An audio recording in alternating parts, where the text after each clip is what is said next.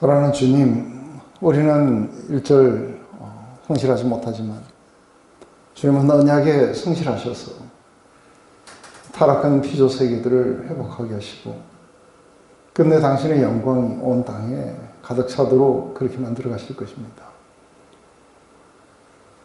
주님의 구원을 받은 우리들도 연약해서 늘 우리 힘으로는 할 수 없지만 주님의 그 이름을 위해서 우리를 의의 길로 인도하실 줄 믿습니다. 하나님, 오늘 이렇게 인간의 연약함과 또 하나님의 구원, 하나님의 은혜와 자비, 그리고 언약의 신실하심, 이 모든 것들이 함께 어우러져서 우리의 드라마를 이렇게 이루게 되고 그 속에서 하나님이 누구신지 분명하게 드러내시며 또 당신의 그 영광을 우리 가운데 그렇게 계시하시는 걸 봅니다. 하나님, 오늘 우리가 이 사사기를 통해서 이제 하나님이 왜 이 시간들을 허락하셨으며 이 시간 가운데 하나님은 뭘 하셨고 또 거기에 상응했던 주의 백성들을 어떻게 훈련시키셨는지 하나님 다시 한번 이것이 오늘날 우리에게는 어떤 의미가 있는지를 알 수 있도록 우리의 눈을 열어주시고 또 주의 영으로 함께 하시옵소서. 예수님의 이름으로 기도드렸습니다.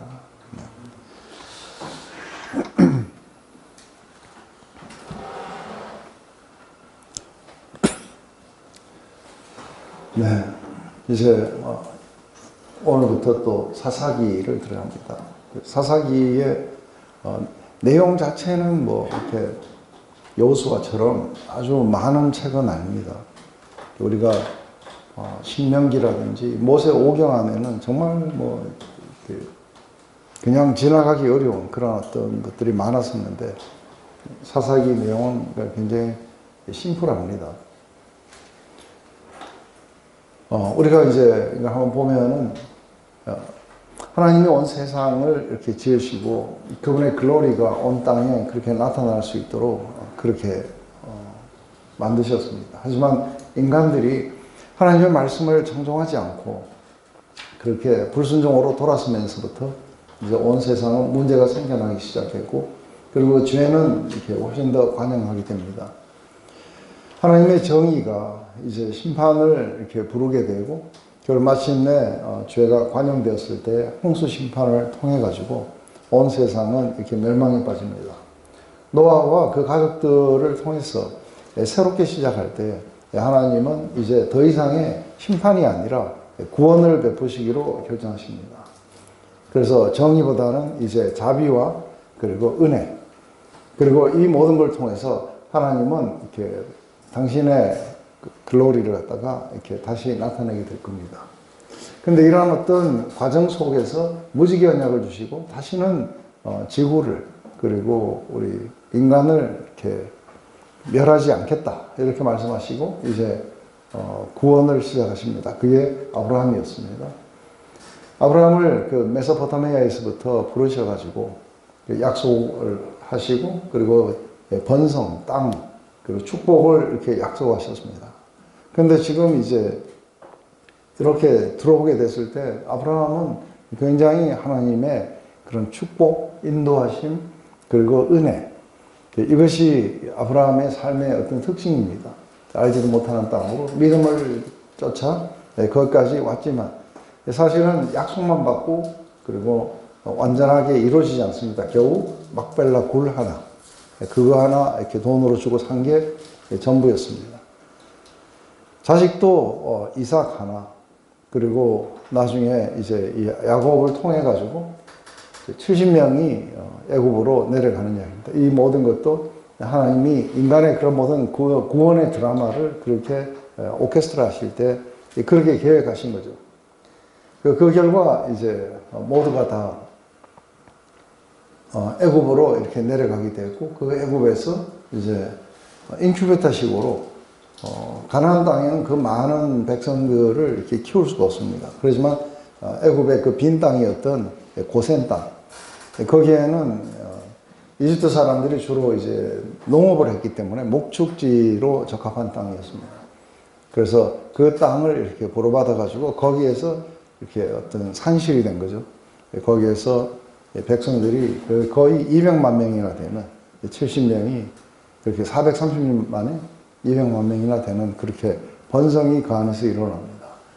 다 끝나고 난 뒤에 나올 때에 하나님은 당신의 어떤 구원의 파워를 보여주기 위해서 바로와의 그런 어떤 싸움들, 그리고 10가지 재앙과 홍해를 말리시는 그 이야기를 통해서 이제 하나님은 이 백성들에게 하나님의 구원의 파워가 뭔지를 보여주시고, 그리고 이제 광야로 이렇게 행진해 나갈 때 제일 먼저 이들의 그런 어떤 썼던 지난 과거들, 이것을 갖다가 아주 굉장히 스윗하게 바꿔주시겠다고 이제 썬물을 단물로 바꿔주신다든지, 또 아니면은 밑으로 이렇게 내려가다가 아말렉과의 전투, 여기에서 하나님은 대대로 이제 내가 아말렉과 싸우겠다.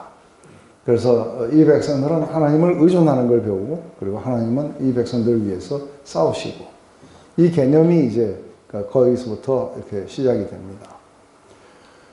그리고 이들의 필요에 따라서 이렇게 만나도 주시고 메추라기도 주시고 그리고 물도 주십니다.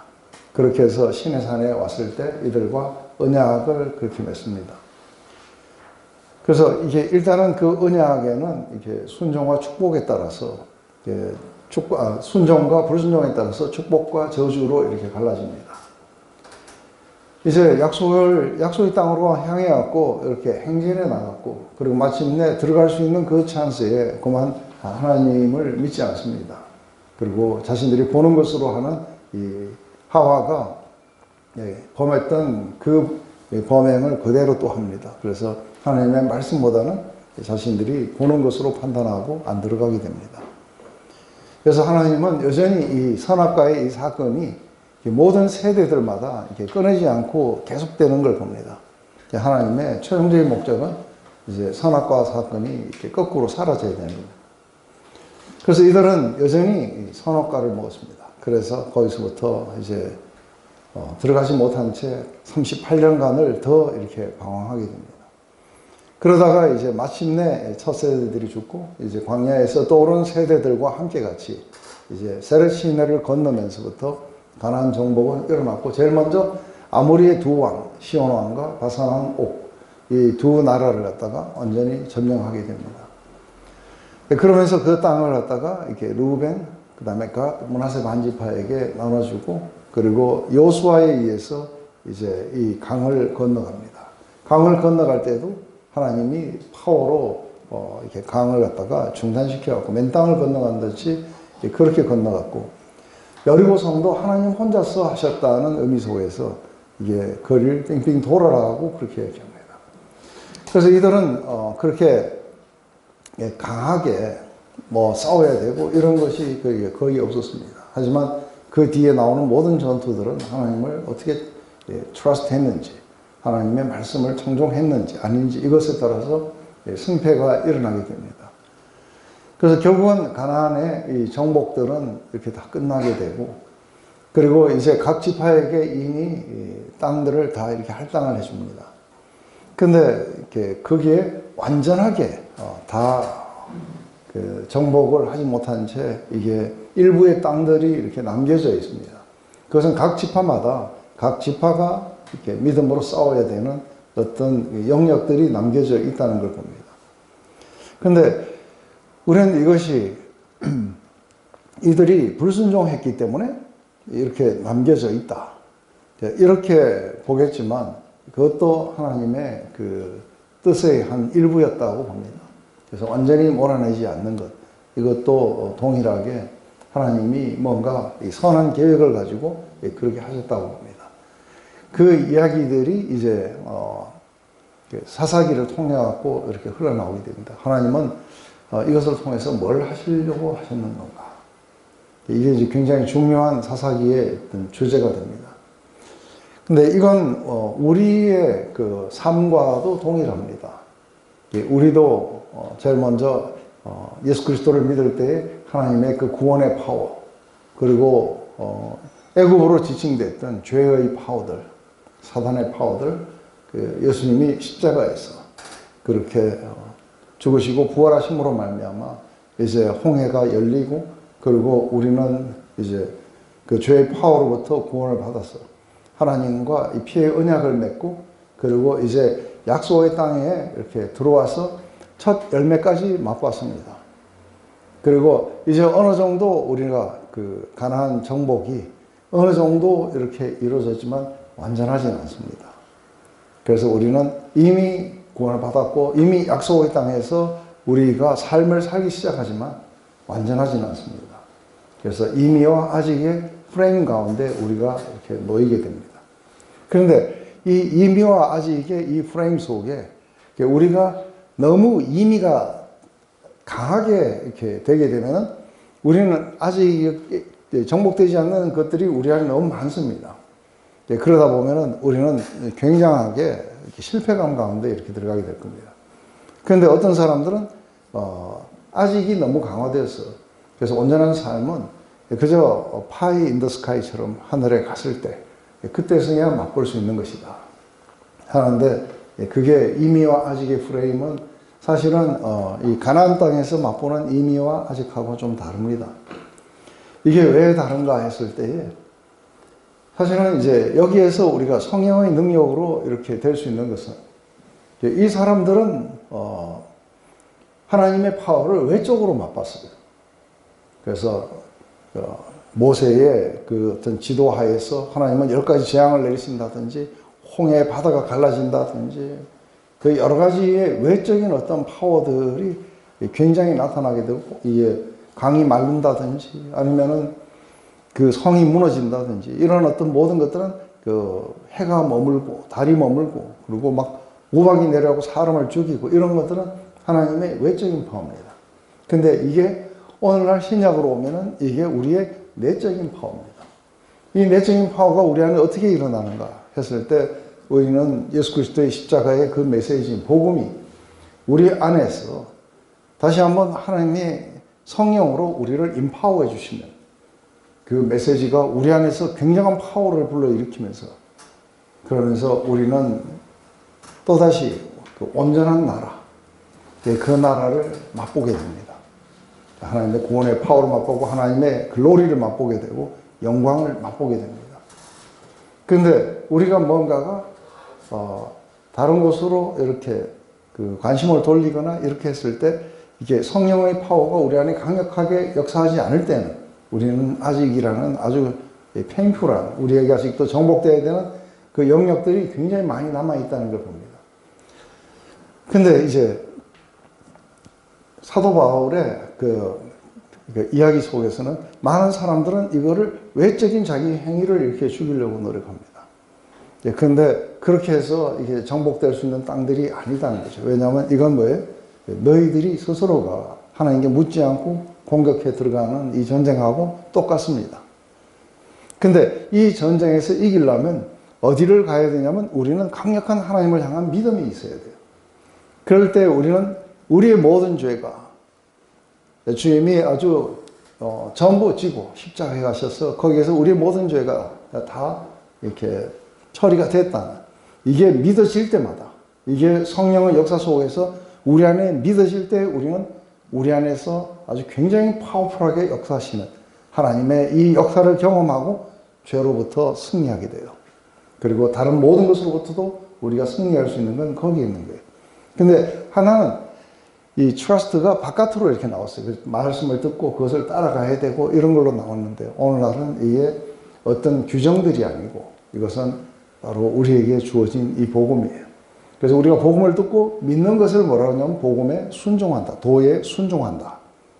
이렇게 도에 순종한 사람들에게 기도합니다. 너희가 지혜와 계시의 성령이 너희 안에 계셔서 너희들이 하나님이 누구신지를 알고 그리고 그분은 너희들을 왜 부르셨는지 그리고 또 너희들이 마침내 이렇게 얻게 될 수 있는 그 성도의 기업에 아주 글로리어스함이 얼마나 강한 것인지 근데 이 모든 것들을 너에게 주시기 위해서 얼마나 강력한 파워가 너희 안에서 역사하고 계신지 그런데 우리가 이 강력한 파워를 갖다 외적으로 생각해요. 그래서 어떻게 하면 내 안에서 뭔가 막 확 이렇게 일어나야 된다는데 그게 아니라 우리가 그 복음의 메시지가 우리 안에 믿어질 때 그때 우리 안에는 우리의 온 삶을 바꿔버리는 강력한 파워가 우리 안에 역사해서 우리는 죄로부터 멀어지고 우리는 어떤 모든 시험과 이런 것들을 다 이기게 돼 있어요.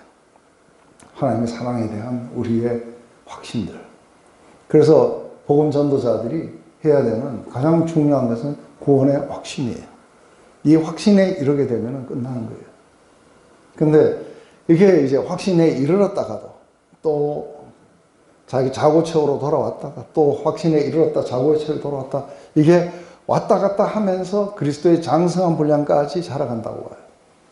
그 과정 속에 우리가 있는 거예요. 이렇게 우리가 우리 안에 들려오는 그 복음의 메시지가 우리 안에서 살아서 역사에서 그걸 따라서 그 파워 속에 살아가는 걸 Life in the Spirit이라고 해요. 그게 성령 안에 살아가는 삶이에요. 이것은 외적으로 우리가 뭘 고치고 뭘 하려고 노력하고 하는 그런 삶하고는 전혀 관계가 없는 거예요. 그래서 이쪽으로 가게 되면 망한다 하는 이유가 뭔지 이해되세요? 얼마나 강력한 파워가 너희 안에 있어. 너희가 들은 그 복음의 말씀을 어떻게 그 임파워 해줬느냐에 따라서 너희들의 삶이 완전히 변화를 있게 될 것이다. 그리고 승리의 삶을 살게 될 것이다. 근데 많은 사람들은 이걸 이해하려고 그런다든지 아니면 이 말씀을 따라서 자기가 노력해 보려고 한다든지 하는 게 아니라 마음을 열고 그리고 믿음 가운데 어떻게 전쟁을 해야 되는지, 그것은 우리가 싸우는 게 아니고 우리는 그 복음의 말씀을 트러스트하고 하나님이 싸우시는 거예요. 그리고 우리는 그 승리를 인조이하게 돼 있어요. 그리고 우리의 마음 속에서 바로 우리의 왕이신 예수님을 높여드리고 찬양하고 그분을 갖다가 따라가려고 하는, 이제 이렇게 해서 우리는 선악과가 아니라 이제는 하나님의 말씀을 온전히 트러스트하는 대로 우리 자신들을 갖다가 데려갈 수 있는 거예요. 이게 믿음 가운데 사는 삶이고 이게 성령 안에 살아가는 삶이에요. 오늘 우리가 시작하는 이 이야기도 동일한 거예요. 왜 하나님은 이 백성들을 남겨두셨는가 했을 때 이제 우리가 이건 굉장히 중요하게 생각해야 되는 것 중에 하나가 뭐냐 하면은 지금 우리의 케이스들 안에서는 지금 우리가 임영숙 자매님은 언제 믿으셨어요? 어릴 때부터 믿으셨어요? 네. 근데 우리가 이렇게 생각할 때 어떻게 이런 생각을 하게 되냐면, 이제 첫 번째는 이게 우리에게 적용될 수 있어요. 우리 안에 남겨진 영역들이 있어요. 이 남겨진 영역들은 우리를 갖다가 훈련시키시는 장면이에요. 그래서 이 훈련은 무슨 훈련이냐면 이 남겨진 영역을 믿음으로 정복할 수 있느냐는 거예요. 하나님을 트러스트하고 하나님 오셔서 그 모든 영역들을 정복할 수 있도록. 그래서 하나님이 우리의 믿음이 이게 진짜인지 가짜인지를 가르쳐주시는 거예요. 이 영역들이 확 튀어나오면 어떻게 돼요? 우리는 어떻게 싸우는지 몰라요. 그래서 우리에게 싸움하는 걸 가르쳐 주시는 거예요. 어떻게 싸워야 되냐면 바로 믿음으로 싸워야 되는 거예요. 하나님을 트러스트하고 하나님 오셔서 싸우실 수 있도록. 근데 이게 실제 상황 속에 들어가면 안 그래요. 어떤 사람이 재정에 문제가 있다, 아니면 남편의 문제가 있다, 무슨 문제가 있다 하는데 이 문제를 어떻게 싸우느냐 하면 자기가 싸워요. 그리고 하나님에게 겨우 좀 도와달라 그래요. 그게 아니라 하나님께 완전히 서렌더하는 걸로 이겨야 돼요. 우리는 그게 방법이 아닌 것 같아요. 근데 그것만이 방법이에요. 왜냐하면 그 영역들이 왜 남아있는지, 그 남아있는 이유는 하나님에게 온전하게 청종하는지 아닌지, 온전하게 그분의 말씀을 트러스트하는지 아닌지, 하나님은 이것을 통해 가지고 그분의 글로리를 드러내실 거예요. 한 영혼 속에 하나님이 얼마나 위대하신 분이신지를 드러내 주시게 될 거예요. 그럼 그 영혼은 그 일들을 통해서 하나님을 예배하게 되고, 그리고 하나님이 자신 안에 자기의 하나님, 그리고 자기의 왕으로 통치하시도록 허용할 거예요. 이게 이제 모든 영역을 만날 때마다 우리는 그렇게 해야 되는 거예요. 그래서 조그마한 관계에서부터 시작했어. 그게 우리의 어떤 결혼의 문제, 아니면 뭐 우리의 직장의 문제, 무슨 문제든 상관없어요. 우리는 문제가 없는 삶이 없는 거예요. 그런데 이 모든 문제 속에 하나님은 누구신가? 이걸 테스트하려고 남겨져 있는 거예요. 거기에서 우리에게 가르쳐 주시는 게 뭐냐면 바로 하나님만이 우리의 구원자가 되신다. 이게 우리가 아주 배워야 되는 커다란 레슨 가운데 하나인 거예요. 그래서 우리는 모든 영역 속에서 하나님을 의존하고 하나님에게 서렌더하면서 우리는 이기게 될 거예요. 그래서 우리를 사랑하시는 이로 말미암아 우리 이 모든 것에서 넉넉하게 이기게 될 것이라는 거죠. 그런데 또 한 가지는 뭐냐면 이 싸움들을 싸워가는 사람들은 절대로 하나님을 안 떠나요. 왜냐하면 그 하나님의 파워가 뭔지를 경험했어요. 그죠?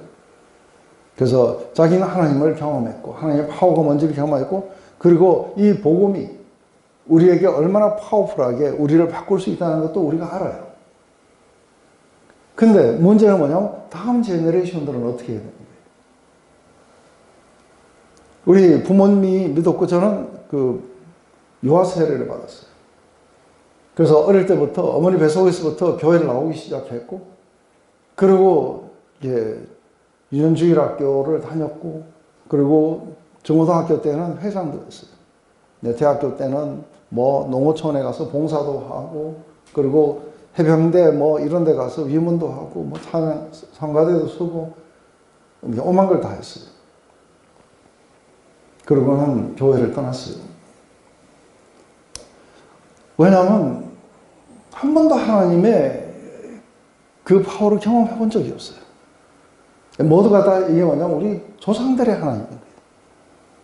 그리고 이게 개념이에요. 전부. 저한테는 전부 개념적인 거고 아브라함의 이야기, 모세 이야기 쉽게 영화를 보면은 그냥 재미있는 once upon a time 하는 그런 어떤 동화 보듯이 그렇게 봤지.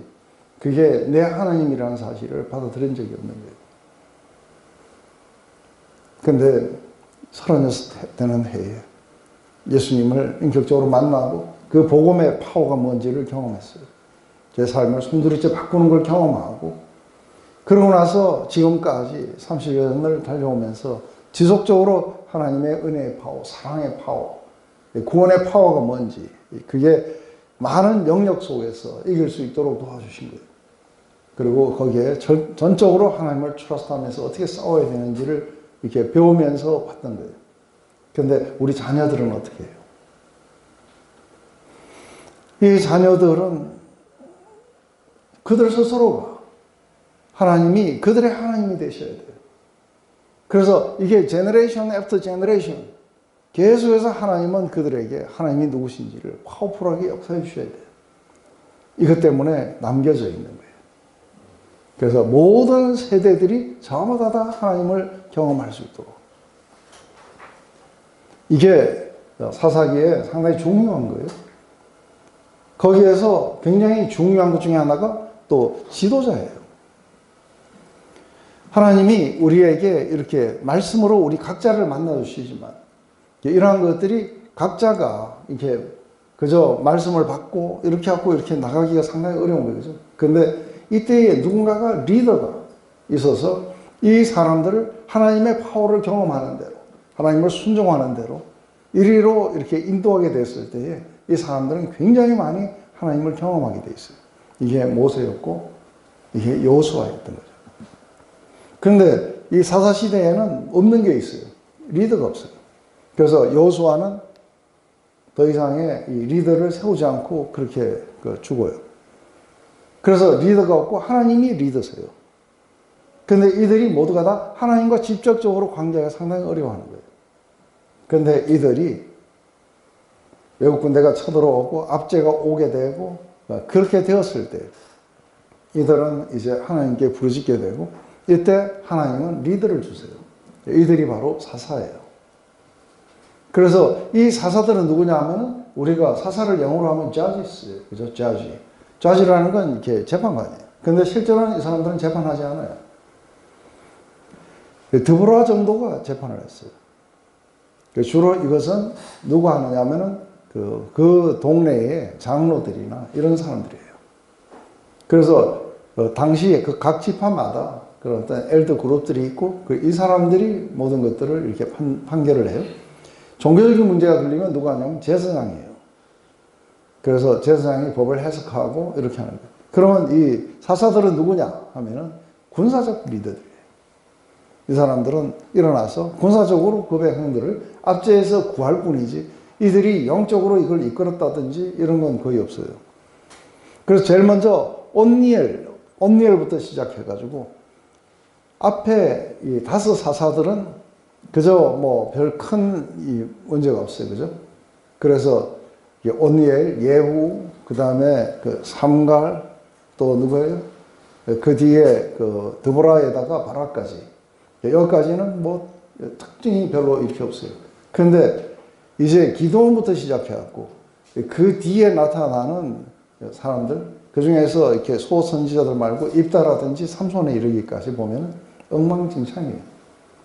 이들은 앞제에서 밀리타리로, 군사적으로는 구원했지만 내전을 일으키게 되고 자기 백성들을 죽이게 되고 그리고 아주 심하게 우상 숭배에 빠지게 만들고 그러면서 마지막 부록이 나와요. 17장부터 21장까지는 큰 두 사건이 있는데 하나는 바로 미가의 신상의 이야기, 단 지파가 올라가면서 그 단이 마지막에 그 사무엘 시대까지 저 위에 단에다가 미가의 그 신상을 놔뒀던 이야기. 또 하나는 기브아에서 레위인의 첩을 갖다가 이렇게 죽여갖고 그래서 전쟁이 벌어졌던 이야기. 이 이야기를 하면서 이제 지도자가 이런 그 카리스마틱 리더들이 아닌 우리에게 왕이 필요하다. 지속적으로 우리를 통치할 왕이 필요하다는 걸 알게 돼요.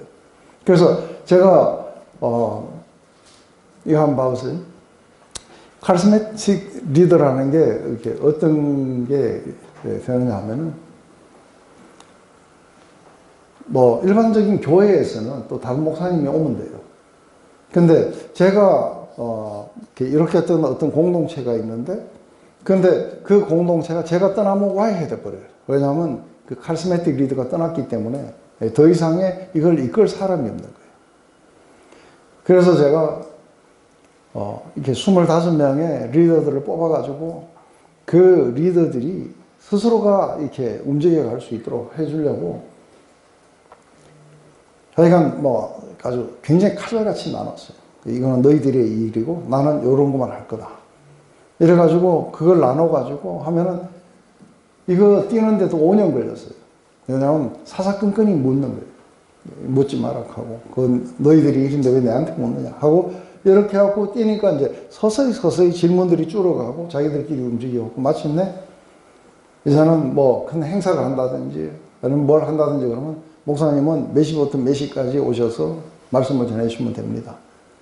요번에 이거는 무슨 주제로 할까요? 이 정도지 나오지는 몰라요. 그래서 프로그램이 어떻게 되는지 뭐 어쩌든지 하나도 몰라요. 근데 이렇게 해서 이렇게 떠나오고 나니까 아직도 그 사람들이 그 뼈대가 그 남아가지고 그대로 그렇게 하고 있는 걸 봐요. 여기도 동일하게 제가 없어서도 막 강의하는 사람들이 막 나오고 이렇게 좀 돼야 되는데. 그게 어려운 것 같아요. 계속 하셔야 될 것 같아요. 기록이 안 돼요. 지금 청소하는 것도 힘들어요. 고생하시는데. 그러면 계속 하셔야 돼요. 지금 할 만한 사람이 없어요. 이 사사기를 언제 기록했는지를 보면 알 수 있어요. 왜냐하면 그때는 왕이 없었어요. 그래서 왕이 있을 때 그래요. 또 한 가지는 그 예루살렘이 아직도 여부수 족속들이 그 지배하고 있어요. 근데 이거는 언제 무너지느냐 하면 다윗이 왕이 되었을 때 그때 이걸 무너뜨려요. 그래서 이제 우리가 잘 알다시피 그 왕이 있었던 시절 그거는 이제 사무엘과 함께 왕이 있어야 되니까 이게 사울 왕이 있었을 때라고 해요. 근데 사울 왕이 있었을 때 이거를 썼다기보다는 제가 볼 때는 사울 왕과 함께 이게 다윗이 이제 그 사울 왕이 죽고 다윗이 남유다를 통치해요. 헤브론에서. 그래서 헤브론에서 남유다를 한 7년간 통치를 해요. 그때 쓰지 않았는가 하는 생각이 있어요. 왜냐하면 그때 왕은 분명히 있어요. 그죠?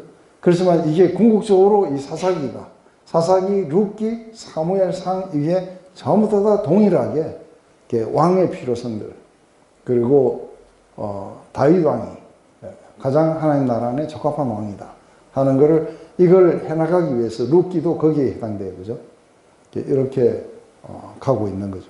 그래서 제가 볼 땐 다윗 왕이 적어도 사무엘 시대고 다윗 왕이 처음 통치했던 헤브론에서 남유다를 통치했던 그 7년간이 아닐까. 그래서 마침내 북이스라엘에서도 찾아와가지고 다윗을 통합왕으로 이렇게 추대를 하게 돼요. 그래서 아마 그 후본에 어디에 였고 통합왕이 되고 난 뒤에야 이게 예루살렘이 함락이 돼요. 그때 유명한 이야기 아시죠? 무비보셋과의 이야기. 그래서 그 여부수 족속들이 뭐라냐면은 잘론바리와 봉사라도 너를 이길 수 있겠다 하니까 그때부터 다윗이 잘론바리와 봉사를 미워한다 했는데 무비보셋이 도망을 가다가 이렇게 떨어뜨려 갖고 잘론바리가 됐어요. 그래서 자기는 그게 아닐 거라고 생각했는데 아주 굉장한 은혜를 이렇게 받게 되는 이야기도 나와요. 이제 이 사람들이 왜 우리가 배교를 하게 됐는지 이걸 보면은 우리가 이렇게 생각할 때 이 사람들이 하나님을 버렸다고 보기는 어려워요. 왜냐하면 제가 세상에 나가서 헤맬 때도 하나님을 버렸다고 보기는 어려워요. 왜냐하면 이게 어릴 때에 좌우지간 그 습관을 들여놓는 건 굉장히 중요해요. 왜냐하면 이게 회귀성이 있는 것 같아요. 그래서 제가 멀리 가서도 항상 돌아가야 되는 곳이 있다는 그게 이렇게 느껴지는 거예요. 그러다가 이제 갑자기 막 이런 찬양 들으면 막 가야 되는데 어서 돌아오고 막 가야 되는데 이런 게 이제 이렇게 있는데 그래서 어릴 때는 찬양을 듣고 교회를 참석하고 그러면서 이제 뭐 얘네들이 이해했든 못했든 이런 것들이 많이 그렇게 해놓으면은 이게 이제 우리가 나중에 나이 많아지면은 무슨 음식이 제일 맛있냐면 어릴 때 먹었던 음식이 제일 맛있어요. 사실상 그게 그렇게 맛있는지 어쩐지 잘 모르겠지만 어쨌든 각자가 자기 어릴 때 음식이 제일 맛있고 어머니가 준 게 제일 맛있어요. 그렇듯이 신앙도 그런 것 같아요. 그래서 조금 이제 그런 식으로 하면은 자꾸 이렇게 돌아가야 되는데 그래서 저는 맨날 거기다가 그 종교를 안에 맨날 기독교 이렇게 자기 하나님을 만나지 못했지만 어쨌든 나는 그래서 누군가가 막 저도 안 믿는데 누군가가 뭐 기독교 욕하고 이러면 굉장히 화가 나고 이제 그래갖고 막 논쟁 붙고 이랬던 적들도 이렇게 있어요. 그래서 사실은 하나님을 완전히 버리면 안 돼요. 근데 문제는 뭐냐면 거의 대부분의 사람들이 어떻게 하냐면 하나님 플러스 또 다른 거예요. 근데 왜 이 사람들은 야훼 하나님을 빼고 이렇게 다른 바알과 알지도 못했던 아사다롯을 섬겼는가? 아세라를 왜 섬겼는가? 했을 때 이제 이게 농업하고도 많은 연관을 가져요. 이 사람들은 주로 이제 목축을 했어요. 고센 땅에서. 그러다가 이 광야를 지나고 이렇게 오면서 이 사람들은 이제 목축이 아니라 정착을 해야 돼요. 옛날에 우리 요셉 같은 경우에는 보면은 막 자기 형들 찾으러 저 세겜까지 올라가고 그 넓은 지역에 이렇게 목축을 했었는데 지금은 땅을 분배를 해가지고 정착을 하니까 농업을 하는 거예요. 그러니까 농사를 지으려니까 이 농사를 이렇게 짓지 않던 백성들인데 근데 원래 가나안 족속들은 뭘 했냐면 농사를 짓고 살았어요. 이 사람들은 어떻게 본다면 굉장히 뭐랄까요 이렇게 다른 민족들하고 잘 섞이는 사람들. 그래서 아주 아브라함 때부터 우리 딸을 너한테 주고 너희 딸을 우리한테 하고 뭐 야곱한테도 그랬어요. 그죠? 세겜 사람들도 그러고 이 사람들은 자포나는데 별 문제가 없어요. 근데 요새는 조금 무너졌지만 우리나라가 가장 이게 인종차별주의인 거 아시죠? 우리는 백인들이 결혼하자고 딸 달라 그래도 절대로 잘 안 줄라 맞죠? 그러니까 더군다나 흑인이 와서 막 해달라 그러면 절대 안 돼. 파키스탄이니 뭐 이런 데 하면 생각도 하지 말아라. 그럴 정도로 사실 우린 배달의 민족. 이게 아주 굉장히 강하고 그게 제가 이민 가서 그걸 보고 아는 거예요. 서양인들은 막 마음대로 우리 아들, 딸들 뭐 이렇게 하고 허용을 하려고 그러는데 우리가 안 되더라는 거예요. 그래서 이게 우리가 굉장히 이렇게 폐쇄적으로 살고 있구나. 근데 이 백성들이 좀 그랬을 거 아니에요. 그죠? 그런데 문제는 뭐냐 하면은 이 사람들이 농업을 배워야 되는 거예요. 농사를 짓는데 보니까 옆에서 농사 짓는 걸 보니까 이 사람들이 이제 농사를 이렇게 짓는 거구나 해가지고 농사 짓는 것도 좀 배우고 뭐 하고 이렇게 하는 과정 안에서 보니까 이 사람들이 우리보다 농사를 잘 지어. 그런데 어떻게 해서 잘 짓나 보니까 바알한테 제사를 하는 거예요. 그리고 아세라한테 제사를 하는 거예요. 그래서 이게 바알이나 아세라나 이런 것들이 뭐 하고 있냐면 옛날부터 우리의 토속신앙에서 우리가 가서 한 기도 제목이 뭐예요?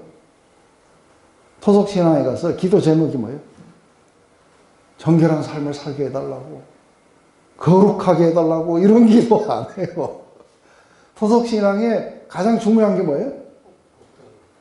풍년과 다산이에요. 결국은 잘 먹고 잘 살라고 하는 거예요. 풍년과 다산을 갖다가 기원하는데, 그러니까 이게 보면은 이게 세계적으로 이게 이방신들의 공통점들이 있어요. 그 공통점들은 뭐냐면은 우리가 때로는 잘 이해가 되지 않는 게 뭐냐면 어떤 데를 가면은 그렇게 그 남자들이 성기를 갖다가 크게 막 만들어 놓고 그걸 숭배하고 막 그래요. 이 사람들 왜 이런 걸 할까? 아데미 여신은 막 유방이 28개 달렸어요. 왜 저런 괴물을 만들어 놓을까? 왜 그런 것 같아요? 다산과 풍요예요.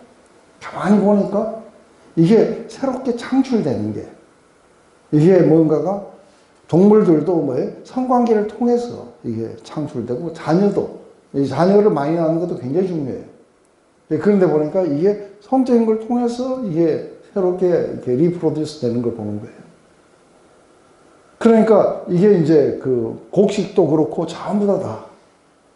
그러니까 이게 이제 풍년을 기원하고, 풍어를 기원하고, 그리고 이제 다산을 기원하고 이러는데 우리 하나님은 그런 이야기를 안 하시는 거예요. 우리 하나님은 그런 이야기를 안 하고 저쪽에 가니까 그걸 이야기하는 거예요. 그러니까 은근히 잘 살고 싶으니까 그쪽으로 이렇게 하는 거예요. 오늘날 이게 뭐예요? 다니엘 학습법, 왕의 재정, 뭐 어쩌고 하는데 긍정의 힘. 이게 뭐예요? 다 이방 신인들이 하는 똑같은 것들이에요. 근데 하나님 앞에 나가면 뭐예요? 추수할 때 다 따지 마라. 땅에 떨어지는 거 줍지 말고. 그거는 고아와 가부의 것이니라. 뭐 이러면서 이게 우리의 도덕에 대해서 이야기하시고 우리의 어떤 성품에 대해서 이야기하시지, 우리를 갖다가 어떻게 뭐 풍성함으로 가려면 네가 이래야 된다 저래야 된다 이런 이야기를 하시는 게 아니라 하나님은 우리가 어떻게 살아야 되는지에 대해서 말씀하시는 거예요.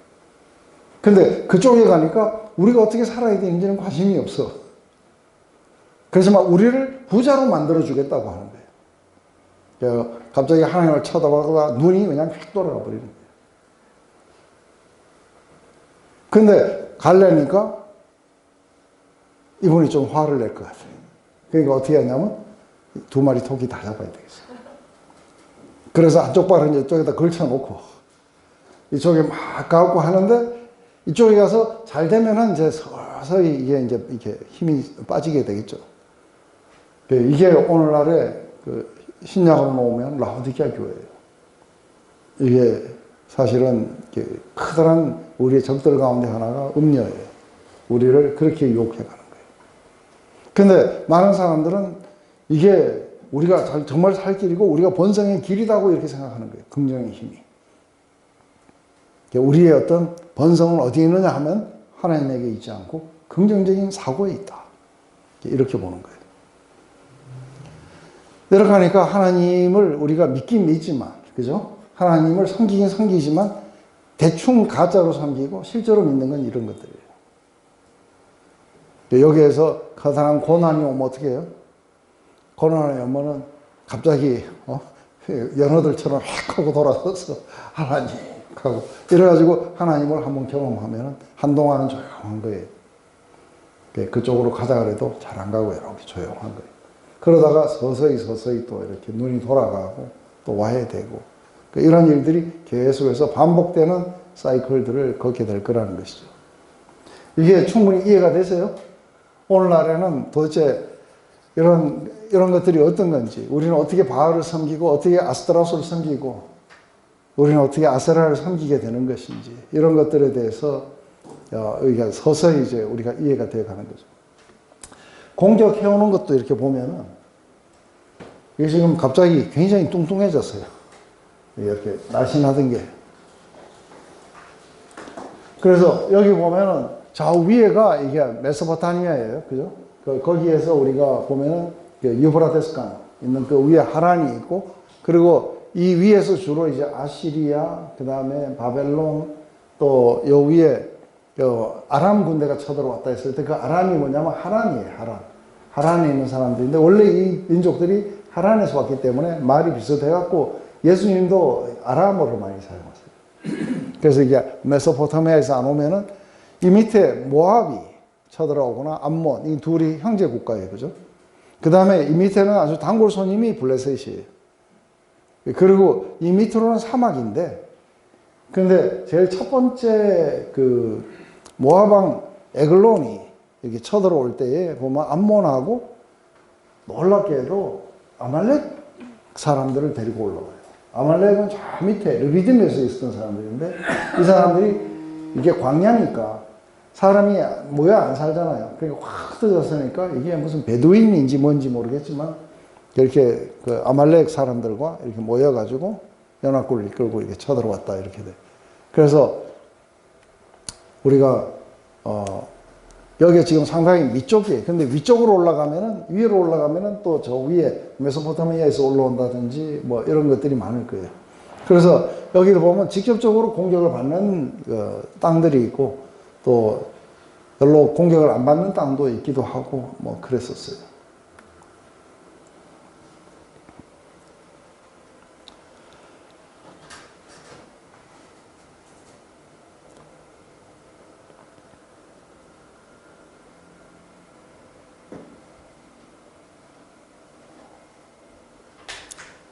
이제 우리가 이걸 간단하게 요약해서 보면은, 제일 먼저 가나안에 이렇게 정복의 요약들이 일어나고, 그러고서 이제 사사 시대가 이렇게 열리는 거는 2장 6절부터 이제 새로운 세대들이 일어나고, 왜 이렇게 해야 되는지 하다가 제일 먼저 이제 3장부터 시작해갖고 메소포타미아 왕 구산 리사다임에 의해서 한데 온니엘에 의해서 어떻게 구원되고, 그 다음에 에글론, 아까 이야기했던 그 에글론에서 예후, 그 블레셋과 삼갈인데 굉장히 아주 간단하게 나와요. 한 줄 나와요. 그리고 이제 드보라와 그 바락에 의한 이야기, 드보라의 구원의 이야기들, 이게 나오는 바람에 조금 길어졌고요. 그 다음 미디온의 이야기는 상당히 길게 나와요. 근데 이제 마지막에 가서는 이렇게 어떻게 그 우상 숭배로 돌아서는지, 그리고 이렇게 기도원이 또 자식이 굉장히 많아요. 그죠? 예, 그래가지고 나중에 그 자식 중에 하나, 아비멜렉이 일시적으로 잠시 이렇게 통치하는 이야기가 나와요. 후기 사사들은 사실은 이제 뒤로 갈수록 사실은 사사들이 점점 더 이제 안 좋아져요. 그래서 이거는 아주 굉장히 작은 사람들, 돌라, 야일, 그 다음에 뭐 입신, 엘론, 이게 잘 알지도 못해요. 그죠? 근데 입다는 우리가 많이 들어봤어요. 입다도 이게 깡패예요. 깡패 출신이네, 조폭 출신이 지금 여기 와갖고 이렇게 하고 있는 거예요. 그리고는 이제 마지막 그 사사가 삼손이에요. 이 이야기는 굉장히 길게 나왔는데, 이 이야기 속에서는 왜 이게 삼손이 제일 마지막에 길게 나오냐면 개판이었다는 거예요. 그게 이런 사사들로는 안 된다는 이야기를 해주기 위해서 삼손의 이야기가 굉장히 길게 나와요. 그리고 이제 이것 말고, 사사들 말고 문화적으로 어떤 일이 생겼는가 했을 때 이게 아주 어두웠던 시절을 이제 고발하는 이야기예요. 그래서 종교적으로, 사회적으로, 도덕적으로, 아주 정치적으로 엉망이었던 시간들이었다 하는 것을 갖다가 이렇게 고발해줘요. 그러면서도 여전히 하나님은 또 우리의 구원자가 되시고, 그래서 사실은 여기에서 갑자기 어디로 뛰는 거예요? 사무엘상하로 뛰어요. 그래서 사람들이 왕을 원하게 되고, 그리고 이제 어떤 왕이 돼야 되느냐 하는 그 이야기가 이제 이 사울과 이 다윗을 놓고 하나님 나라 안에 가장 적합한 왕은 누구냐 했을 때 이제 다윗과 같은 왕이지 사울 같은 왕은 아니다 하는 것을 지금 이렇게 이야기를 해 주려고 하는 것이죠. 목사님, 저 사사들 중에서도 삼손이 뭐 정결하게 했다, 또 누가 입다가 어떻게 했다, 어떻게 했다 이렇게 떼어가지고 이제 설교를 듣기도 하는데 네. 그걸 본받자는데 그렇게 떼어가지고 본받을 거 본받고 뭐 이런 아니요, 건 네, 그거는 사사기를 잘 이해하지 못해서 그래요. 본받을 거 하나도 없어요. 지금 이제 여기 보면은 요게 그래도 조금 더 나은 것 같아요. 그죠? 그래서 이게 사사들이 이렇게 나타날 때 주로 이제 보면은 그 에브라임의 2명이고 그 다음에 므낫세의 2명이에요. 그리고 유다의 2명이고 다음도 하나 있었고 베냐민도 하나 있고 갓도 있는데 루벤은 없어요. 그죠? 여기 아셀도 없어요. 그래서 요 위에 그 납달리라든지 스불론 이사가는 메소포타미아에서 오면은 이들이 좀 공격을 받았고 또 므낫세는 공격받는 데가 좀 많았을 거예요. 여기 루벤도 모압이나 암몬으로부터 공격을 받았고 이쪽에는 블레셋이 공격이 오니까 그래서 이게 블레셋하고의 이 관계가 나중에 사실은 그 사울에 피해가지고 다윗이 블레셋으로 도망가기도 해요. 그럴 정도로 이 블레셋은 끝까지 남아가지고 있는 거예요. 그래서 이 블레셋은 오늘날에 이게 어디에 해당되느냐 하면 우리의 육체의 가시예요. 빼달라 해도 안 빼주시는 육체의 가시예요. 왜냐하면 이 육체의 가시 때문에 우리는 하나님을 의존하게 돼 있어요. 만약에 블레셋이 없고 이게 다 없어지면 어떻게 돼요? 하나님을 의존하는 게 이제 사라져요. 그래서 자신에게 정복되지 않은 영역들, 이 정복되지 않은 영역들을 우리는 어떻게 이해를 해야 되는가 했을 때 이 정복되는 영역을 정복되지 않았기 때문에 우리는 실패감 속에 있는 게 아니고 바로 이것이 하나님을 우리가 트러스트하고 하나님을 의존해야 되는 대로 우리를 데려가는 하나님 육체의 가시로 작용해서 내 파워가 너의 그 연약함 속에서 온전해질 것이다. 왜냐하면 늘 겸손하게 만들어서 하나님을 트러스트하도록 그렇게 인도해 가게 될 거예요. 아멘? 1장으로 들어가서 여호수아가 죽은 후에 누가 올라갔습니까? 했을 때 이 이야기는 사실은 여호수아서에 마지막에 나왔던 이야기예요. 그래서 유다가 올라갔고 그 다음에 거기에 갈렙이 이 산지를 내게 달라 하고 그리고 그 자기의 조카였던 온니엘을 보내가지고 정복했던 이야기. 그리고 마지막에 헤브론을 갖다가 갈렙에게 주어가지고 했는데 아직도 그 골짜기에는 철병거가 있어서 다 하지 못했다 하는 이야기가 여기에 이제 이렇게 줄을 이루게 되는 그 이야기들인 거죠. 근데 이제 우리가 여기에서 제일 중요했던 거는 이제 처음에 이제 이야기의 시작은 하나님께 물어보는 걸로부터 시작해요. 그래서 유다가 올라가라 해서 유다가 먼저 이렇게 올라가는데 그쪽에서는 뭐 유다가 우리가 먼저 땅을 달라 해가지고 여호수아에는 유다가 믿음으로 먼저 이렇게 요청한 것처럼 이렇게 했는데 좀 그러지는 못했었어요. 근데 철병거가 있어가지고 이걸 못했다. 그래서 이게 이제 앞으로 보면은 많은 그 나라들이 우리가 베냐민 족속도 나와요. 그죠? 그리고 거기에 므낫세도 또 스불론도 아셀도 뭐 다 이렇게 어떻게 이렇게 다 그 몰아내지 못하고 백성들이 남아 있었는지 그 이야기들을 이렇게 하는 거죠. 근데 우리가 시편 20편에 보면은 사람들은 그 말과 철병거를 갖다가 그렇게 자랑하지만 우리는 여호와의 이름을 자랑할 것이다. 이런 것은 실제로 싸울 때 이스라엘 백성들은 말이나 철병거가 필요 없어요. 하나님을 의존하면서 싸워야 되는데 이 간단한 진리를 배우는 것도 사실은 굉장히 두려워요. 그리고 하나님을 이렇게 트러스트 한다는 게 자신의 모든 통제권을 다 이렇게 내드려야 되는데 바알은 통제권을 원하지도 않고 그리고 전적으로 순종하는 것도 원하지도 않고 그냥 자기에게 재물만 갖다 주면 되는 거예요. 그러니까 훨씬 인간이 만들어낸 고안된 것들은 굉장히 이렇게 쉬워요. 그래서 인간들이 거기에다 어떤 의미를 부여하고 이렇게 할 수 있겠죠. 하나님은 성격이 굉장히 까다로워요. 왜냐하면 가면은 우리의 전적인 순종을 원하고, 그리고 전적으로 그분 앞에 서렌더하기를 원하고, 전적으로 그분을 트러스트하기를 원하고, 그리고 그분이 우리에게 풍성함을 주신다 하더라도 우리에게 필요한 것은 그분에게 완전한 순종을 이렇게 요구하시는 거예요. 그래서 자기의 모든 통제권을 완전히 내어드리게 될 때, 그때 인간들은 굉장히 두렵기 때문에 하나님에게 가까이 가면 갈수록 저항의 바람도 굉장히 많이 세진다고 해요. 그래서 바알에게 가거나 이러면 전혀 저항이 없어요. 그리고 뭐 우리가 그 4월 초파일도 다가오는데 저 위에 올라가면은 거기에서 뭐 우리한테 요구하는 게 없으니까 그냥 뭐 좀 쉽겠죠. 근데 지금 하나님을 섬겨가는 과정 속에서 하나님은 그분의 이 모든 것들을 지으시고 그분의 글로리가 온 땅에 이렇게 나타나야 되고 모든 영혼들마다 높임을 받으셔야 돼요. 그래서 거기에 하나님이 누구신지를 경험하게 하시고, 그리고 이 모든 것들은 바알이 아니라 이게 하나님으로부터 온다는 것. 그래서 바알이라는 건 보면 좀 약간 그한 게 바알이라는 이름이 지역에 따라서 조금 저쪽 강 건너편에 부올 지역의 바알은 바알부올이에요.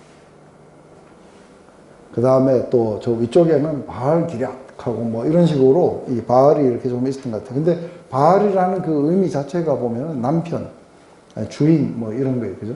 그래서 바알에게 이렇게 가는 걸 갖다가 이게 행음했다. 이렇게 이야기를 해요. 그래서 다른 남편에게로 갔다. 근데 이제 이런 어떤 유혹과 그러니까 이런 것들이 상당히 이렇게 많이 있는데도 불구하고 이 백성들이 거기에 이렇게 노출이 돼야 돼요. 노출이 된 채 이 백성들이 이제 훈련을 시키는데, 이 과정은 우리가 우리 자녀들을 훈련시킬 때도 좀 그런 것 같아요. 제가 처음 밴쿠버 갔을 때에 굉장히 좋은 학교들이 서쪽에 좀 있어요. 그러려면 제가 기숙사에 들어가거나 아니면 그쪽에 가서 집을 얻으면 그쪽 학교도 가깝고 그리고 그쪽 학교를 이렇게 다닐 수 있어요. 근데 조금 떨어져서 그 번학이라는 곳에 제가 있었는데 거기에 학교가 한 3개가 있는데 그 중에 우리 아이들이 이렇게 다녀야 되는 그 학교는 딱 보면 에버레지 정도 되는 학교예요. 밴쿠버에 만약 100개가 있다면 한 50등쯤 하는 학교예요. 근데 이제 애들을 불러놓고 제가 그랬죠. 저쪽에 가면은 굉장히 그러니까 좋은 환경 속에서 이게 배우게 될 거다. 근데 세상에 나가면은 그런 애들만 있는 건 아니다. 대학을 가면은 완전히 새로운 환경을 맞이할 거다. 그런데 내가 생각할 때는 난 그게 별로 이렇게 좋은 방법은 아니라고 본다. 그래서 난 니들이 아주 이 에버리지 학교, 여기 가면은 별의별 애들이 다 있다는 거예요. 여기에서 너희가 훈련하는 것들을 했으면 좋겠다. 그래서 우리의 어떤 케어 가운데 있을 때에 그때 너희들은 이 안에서 많은 문제들을 만나고 그것을 어떻게 싸워야 되는지 이걸 통해서 너희들의 믿음이 강화되고 이랬으면 좋겠다. 이래가지고 이제 우리 조카들까지 이제 거기 가는 거예요. 근데 많은 경우에 이제 좀 그런 걸 피해서 뭐 크리스천 학교니 뭐니 이렇게 하고 따로 이런 공간에 가서 이렇게 하게 되면은 얘네들이 나중에 나오게 되면 세상에 노출되면 어떻게 해야 될지 모르는 거예요. 우리나라가 그래요. 이게 막 부모가 확 잡았다 대학 가면 다 놔줘 버려가지고 애들이 막 어떻게 해야 되는지를 모른 채 그렇게 방황할 수도 있고 하는 거죠. 그렇듯이 이제 하나님도 이런 어떤 유혹과 뭐와 이런 것들이 많이 있는 속에서 우리가 어떻게 하나님을 트러스트 해야 되는지를 가르치시는 거예요. 그래서 우리 Amazing Grace 3절에 보면은 그래요. Through many dangers, toils and snares. 많은 위험과 그리고 아주 수고와 그런 덫을 지나서 We have already come. 벌써 우리는 여기까지 왔다는 거예요. 그리고 그 그레이스가 우리를 집으로 계속해서 인도해 가실 거라는 거예요. 이걸 트러스트 해야 되는 거예요. 그죠? 우리는 우리 주위에 아무리 많은 위험과 덫과 이런 것이 있다 할지라도 하나님을 트러스트하고 그분의 은혜가 우리를 끝까지 데리고 가게 하실 거예요. 이게 여기에 대한 우리의 확신 가운데 하면은 어떤 것이 온다 할지라도 우리는 넉넉하게 이기는 자들로 가게 될 거라고 하는 거죠. 이게 이제 하나님 안에서 굉장히 중요한 개념으로 있기 때문에 이게 안 없어지고 이게 낫고 있는 거예요. 이게 이제 가나안 정복에 대한 우리 신앙적 관점이 2장에 나와요. 그래서 여기에는 이제 하나님이 이렇게 사자를 보내셔가지고 이리로 보내신 거죠. 내가 너희를 애굽에서 올라오게 하여 내가 너희의 조상들에게 맹세한 땅으로 들어가게 하였으며 또 내가 이르기를 내가 너희와 함께한 언약을 영원히 어기지 아니하리니 너희는 이 땅의 주민과 언약을 맺지 말며 그들의 제한을 헐라고 하였거늘 너희가 내 목소리를 듣지 아니하였으니 어찌하여 그리하였느냐. 그러므로 내가 또 말하기를 내가 그들을 너희 앞에서 쫓아내지 아니하리니 그들이 너희 옆구리에 가시가 될 것이며 그들의 신들이 너희에게 올무가 되리라. 이게 이제 아주 굉장한 이렇게 덫이고 그리고 이렇게 아픔으로 작용하게 될 거라는 거죠. 이렇게 이제 계속해서 이런 너희를 찌르는 것들이 있게 될 거다. 그러니까 백성들이 굉장히 소리 높이 울었어요. 그래서 그곳 이름을 복임이라고 했다고 해요. 그러면서 이제 거기에서 이제 하나님께 단을 제사를 드렸더라. 자신들이 그 온전한 믿음에 있지 못한 것에 대해서 이들은 울고 회개하는 마음으로 이렇게 했겠죠. 근데 이제 문제는 여기에서 하나님이 이제 자신을 갖다가 이야기하실 때에 애굽에서부터 어떻게 너희들을 이렇게 구원해갖고 여기까지 데리고 왔다. 근데 이렇게 해서 와가지고 나하고 언약을 맺을 때 오직 나만이 너희들의 하나님인 것을. 그래서 다른 신을 섬기지 말고 그리고 그들의 그 단을 헐라고 했는데 근데 어찌하여 그렇게 하지 않고 언약을 깼느냐. 하면서 그렇기 때문에 이 사람들을 남겨둬서 너희들에게 그런 가시로 그리고 올무로 너희들이 그런 위험 가운데 있게 될 것이다. 하니까 이 백성들은 울었어요. 그죠? 그리고 제사도 드렸어요. 그렇지만 이게 지속되고 이렇게 그런 거는 아닐 거라 봐요. 지금부터 이제 있는 거는 사실은 백성들은 우리가 알다시피 끊임없는 이게 죄악의 사이클 속에 빠지지만 하나님은 끊임없이 구원하세요. 이걸 사도 바울은 뭐냐면 우리는 일양 믿음이 없어도 하나님은 베푸셔서 자기가 한 약속을 자기가 어길 수가 없다. 그래서 그분은 우리를 끝내 그렇게 인도해 가실 것이다. 그래서 우리는 그 은혜가 우리를 끝까지 데리고 가실 것이라는 이 성도의 견인의 이야기를 우리가 믿는 것이죠. 그래서 하나님이 이제 우리가 믿음이 부족한 만큼 그만큼은 너희가 쫓아내지 않고 그대로 남겨둬서 너희들을 훈련하는 그런 장이 될 것이다 하고 이제 거죠. 이제 전에 여호수아가 백성을 보내면 이스라엘 자손이 각기 기업으로 가서 땅을 차지하였고 백성이 여호수아가 사는 날 동안과 여호수아 뒤에 생존한 장로들 곧 여호와께서 이스라엘을 위하여 행하신 모든 큰 일을 본 자들이 사는 날 동안에 여호와를 섬겼더라. 여호와의 종 눈의 아들 여호수아가 110세의 죽음에 무리가 그의 기업의 경내 에브라임 산지 가스산 북쪽 딥낫 헤레스에 장사하였고 그 세대 사람들도 다 그 조상들에게로 돌아갔고 그 후에 일어난 다른 세대는 여호와를 알지 못하며 여호와께서 이스라엘 위하여 행하신 일도 알지 못하였더라. 이게 넥스트 제너레이션들의 문제들이에요. 그래서 우리가 그러니까 우리 모태신앙들이 상당히 그러니까 어려운 것 가운데 하나는 뭐냐면 하나님을 경험하지 못하는 거예요. 그래서 어릴 때부터 그러니까 하나님을 이렇게 경험하는 이런 것들이 굉장히 좀 이렇게 중요한 것 같아요. 그래서 오늘날 우리가 지난 시간에 그랬잖아요. 이 세대들이 어떤 그러니까 개념뿐인 그런 어떤 종교에 대해서 굉장히 반감을 가지면서 이렇게 경험을 이렇게 원하기 때문에 이제 우리가 뉴에이지 사상 같은 게 이렇게 나왔다고.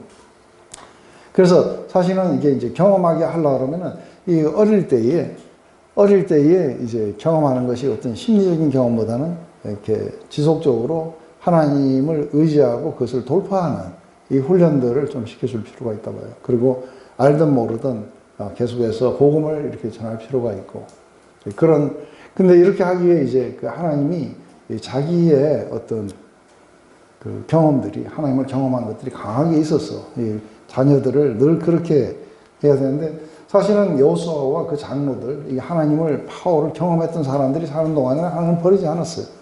그럴 갈 리가 없어요, 그죠? 근데 그 다음 제너레이션들은 그렇게 알지 못했기 때문에 이제 그리로 가게 되는 거죠. 이 세대들을 또 다뤄야 돼. 하나님은 한 분이시지만 각 세대가 다 다른 거죠. 그래서 그 자손들이, 이스라엘 자손이 여호와의 목전에 악을 행하여 바알을 섬기며 애굽 땅에서 그들을 인도하여 내신 그들의 조상의 하나님 여호와를 버리고 다른 신들 곧 그들의 주위에 있는 백성의 신들을 따라 그들에게 절하고 여호와의 진노하게 하셨대. 곧 그들이 여호와를 버리고 바알과 아스타롯을 섬겼으며 여호와께서 이스라엘에게 진노하사 노력하는 자의 손에 넘겨주시사 그들이 노력을 당하게 하시며 또 주위에 있는 대적의 손에 팔아넘기시며 그들이 다시는 대적을 당하지 못하였으며 그들이 어디를 가든지 여호와의 손이 그들에게 재앙을 내리시니 곧 여호와께서 말씀하신 것 같고 여호와께서 그들에게 맹세하신 것 같아서 그들의 괴로움이 심했더라. 지금 이제 다른 신을 이렇게 섬겨가고 이런 어떤 과정을 통해 가지고 이게 이제 옆에서 자동으로 가시들이 채찍들이 이들 갖다가 괴롭히게 되는 이 과정들, 이 과정들은 하나님이 이제 훈련시키시고 다시 어떻게 이것들과 싸울 수 있는지, 하나님을 어떻게 트러스트 해야 되는지, 이런 어떤 부분들인 거죠. 그래서 우리가 아까 제가 처음 시작할 때 말씀드린 것처럼 이렇게 거짓으로 고안해낸 신들, 이런 것들을 왜 우리는 섬기게 되고 왜 그렇게 하느냐 하면 우리는 편한 삶을 원해요. 그래서 우리는 거룩한 삶보다 우리는 편한 삶을 원하고 하나님의 글로리보다는 자기의 글로리를 이렇게 찾기 때문에 우리는 그렇게 가게 되고 좀 다루기 좀 쉬웠으면 좋겠어요. 그죠? 근데 우리가 다루는 게 아니고 하나님이 우리를 다루세요. 그래서 이게 우리의 죄성이 완전히 안 꺾이면 이게 이제 안 되는 거죠. 또 한 가지는 하나님은 이게 그 가뭄이나 이런 걸 사용하셔서 그 백성들을 이렇게 그분의 뜻 가운데를 이렇게 부르시는데 이렇게 바알은 뭔가 이렇게 비도 내려주고 이런 것처럼 이렇게 이제 착각하도록 그렇게 되는 것이겠죠. 아스타롯은 각 나라마다 있는데 우리나라만은 없어요. 그죠? 각 나라마다 이 섹스의 여신들, 아프로디테, 비너스, 이게 전부 다 이게 고린도를 그렇게 만들어 갖고 그 다음에 이쪽에서는, 아시아에서는, 아데미 여신이 이제 그런 것을 이렇게 하게 되죠. 그래서 이게 이방 종교들, 특별히 이제 조금 더 불교라든지 이런 게 아닌 소수 종교들, 그리고 토속 신앙들, 이런 것에서 보면은 이제 이런 것들이 많이 일어나가지고 우리가 에베소서나 이제 이런 것에 또 디모데 전서, 이런 어떤 많은 부분 안에서는 특히 디모데 전서에서 이제 그 이야기들이 많이 나오게 되는데, 그러니까 한 세대가, 이게 에베소 교회도 처음에 막 이렇게 뜨겁게 막 일어나가지고 하다가, 이 바울도 지나고 다 지나자 그 뒤에 이렇게 조금 뭘로 바뀌게 되냐면, 이게 개념으로 바뀌게 돼요, 하나님이 개념으로 바뀌게 되고, 이러다 보니까 이제 영주주의 같은 것들이 막 이렇게 나오게 되고, 그러면서 신비를 이렇게 체험하고자 할 때, 이게 이제 또 아데미 여신에 보면은 거기에 템플의 창녀들이 있어요. 그들과 이렇게 성관계를 맺으면서 어떤 깨달음이나 체험 같은 것들을 추구하고, 이런 것들이 이제 바깥의 패간들은 이렇게 하고 있었던 거죠.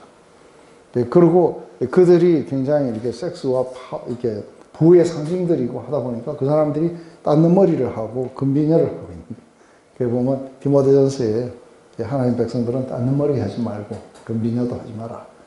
그래서 이런 것들이 왜 나오는가 하면 이제 주위 환경들의 이야기들이 나오는 거죠. 이런 어떤 영향력에서 이렇게 하는데 이제 교회가 이렇게 좀 자유롭게 한다고 해서 이렇게 목사가 팝스타처럼 해갖고 나온다든지 이런 것도 사실은 다 이제 문화에 이렇게 순응되어 가는 그런 어떤 부분인데, 그렇다고 해서 또 검은 도포 입고 막 나와가지고 어떤 권위를 세운다든지 그것도 좀 약간 문제가 있고, 그죠? 그냥 제가 볼 때는 그 영화에서는 모더레이트라 그래요. 거기에서 모든 사람들이 볼 때에 너무 한쪽으로 치우치지 않는 그런 어떤 복장이면은 훨씬 더 이렇게 좋지 않겠는가 이렇게 생각을 해요. 근데 이때 이제 우리가 한 가지 조심해야 되는 건 뭐냐면은 우리는 이렇게 그 거짓의 신들 이렇게 섬기게 될 때에 그 가운데 어떤 것이냐면 이제 그 인본주의적인 그 율법주의도 하나의 이게 그 우리가 섬기는 신이에요. 그래서 우리가 할례를 한다든지 아니면 법을 지키려고 한다든지 인간의 어떤 노력들이 많이 들어가고 생각을 바꾸려고 한다든지 이런 것 가지고 우리의 구원을 이렇게 얻으려고 하는 그런 부분들이 있는 거죠. 근데 그 사도 바울은 그 고린도서에서 이제 두 부류의 사람들을 이야기를 해요. 첫 번째 이제 우리가 이야기하는 슈퍼 사도들이에요. 지극히 큰 사도들. 이 슈퍼 사도들은 뭐냐면 예루살렘에서부터 이렇게 출생장을 가지고 왔어요. 그리고 이 사람들은 이렇게 풍채가 좋고 수사법을 사용하고 그리고 이들은 밖으로 상당히 경건의 모습들을 이렇게 취하고 있어요. 근데 이 사람들은 이렇게 사도 바울이 별로 그렇지 않다고 이야기하는 거예요. 그래서 이 사람들이 와서 설치니까 사도 바울이 자기가 세운 교회인데 고린도 교회에서 이렇게 배척을 받아요. 근데 이 사도 바울은 이 사람들은 한번 설교하면 굉장히 많은 돈을 받는데 자기는 안 받은 거예요. 그러니까 안 받은 이유가 자기가 사도가 아니기 때문에 그런 게 아니냐 뭐 하면서 이제 이 바울에 대해서 이런 어떤 멸시 같은 것들이 많이 일어났어요. 그때에 사도 바울이 이야기하는 거 뭐냐면 이제 사단도 천사의 광명한 천사의 모습으로 가장하고 나타난다. 근데 우리는 새로운 피조물이기 때문에 새로운 관점 속에서 보지 않고 옛날의 관점 속에서 보면 이게 맞을 거다. 그런데 자신이 그렇게 하지 않았던 그 이유는 너희들을 정결한 처녀로 그리스도에게 중매하려고 했던 것이다. 그래서 이 사단이 그 하와를 이렇게 유혹해가지고 그래서 마음이 그리스도를 향하는 데서부터 떠나가게 하는 이러한 것들이 전부 다 이게 뭐예요? 사단의 이렇게 그 부분인 거죠. 그래서 만일 누가 와서 우리가 전파하지 않은 다른 예수를 전파하거나 혹은 너희가 받지 않는 다른 영을 받게 하거나 혹은 너희가 받지 않는 다른 복음을 받게 할 때 너희는 잘도 용납하는구나. 내가 지극히 큰 사도보다 조금도 부족한 것이 없는 줄 아노라. 하고 이렇게 이야기하는 것은 이제 우리의 그 바알이나 아스타롯이 이게 꼭 그때 당시에 그 가나안 지방에서는 바알이나 아스타롯이 있었지만 오늘날에는 우리는 그리스도에게서 떠나가게 만드는 것들이 많아요. 우리의 어떤 돈의 문제도 그렇고 아니면은 우리가 사실은 긍정의 힘이라는 것도 이게 관념주의 철학자들에 의해서 우리가 어떻게 생각을 바꿈으로써 우리가 구원을 얻을 수 있다는 여기서부터 나온 거예요.